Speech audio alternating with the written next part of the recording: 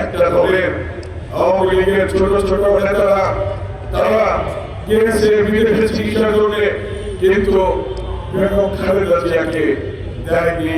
বেগম খালেদা জিয়াকে তিনবারের প্রধানমন্ত্রী, একজন সেক্টর কমান্ডার স্ত্রী, একজন বীর কুমারের স্ত্রী, একজন রাষ্ট্রপ্রধানের স্ত্রী, একজন সেনা প্রধানের স্ত্রী, একজন বাংলাদেশে আধুনিক বাংলাদেশে স্বপ্নদ্রষ্টা জিয়াউর রহমানের স্ত্রী, তাকে দেওয়া হয় নাই বিদেশে ন্যূনতম চিকিৎসা করবে। তাকে দুঃখে দুঃখে আজকে মৃত্যুর মুখে ঠেলে দিয়েছে। আজকে মৃত্যুর মুখে ঠেলে দিয়ে তাকে আজকে আমরা হারিয়েছি।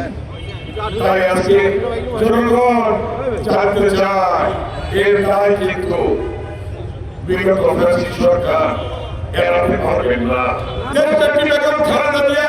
যখন তিনি মৃত্যুবরণ করেন, তার জানাজায় কোটি মানুষ তাকে বিনম্র শ্রদ্ধা জানিয়েছে জানাজার মধ্য দিয়ে, ঠিক কিনা? একদিকে তার ভবনে কোটি মানুষ বরণ করে নিল, আরেকদিকে কোটি মানুষ বেগম খালেদা জিয়াকে বিদায় দিল। দেশের মানুষ বিএনপিকে ভালোবাসে, জিয়া পরিবারকে ভালোবাসে, কারণ জিয়া পরিবার দেশের বিভিন্ন ক্রান্তিকালে জনগণের পাশে থাকছিল, ঠিক কিনা? যখন 1971 সালে 25 মার্চ হাটাগার ভাঙি ঢাকা আক্রমণ করলো, তখন ওই চট্টগ্রামের ক্যান্টনমেন্ট থেকে বেরিয়ে কারণ ক্যান্টনমেন্টকে দিয়ে শহীদ রাষ্ট্রপতি জিয়াউর রহমান স্বাধীনতার ঘোষণা দিয়েছিলেন। ঠিক কিনা? দীর্ঘ 9 বছর আকস্মিকভাবে আন্দোলন করে বেগম খালেদা জিয়া গণতন্ত্র এনে দিয়েছিলেন, জনগণের পাশে দাঁড়িয়েছিলেন।